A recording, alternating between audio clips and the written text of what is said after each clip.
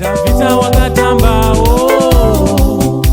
kusvika maila popota Miriam ndo kuimbao nenindo ipe ndisati ndaparidza chiprofita chandichapa chinoti icho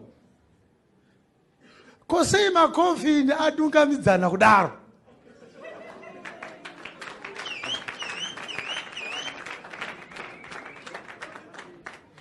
ko zvakuri kufa vasiri kufungidzirwa ndo vanofanira kufa.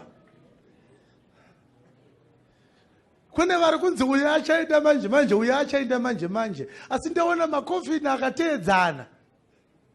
Makofini achamisa zviitiko zvenyika patakatungamidzana, rimwe richidzika rimwe richiona kuzodzika zvakare. Zvigoshamisa vanhu kuti kuyanga ari mutano akaitwa sei.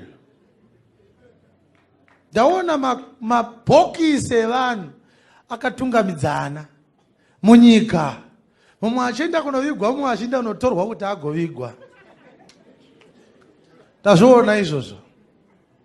Batai mazwi angu. Kana ndakanzwa Mwari zvichaonekwa, kana ndisina kunzwa Mwari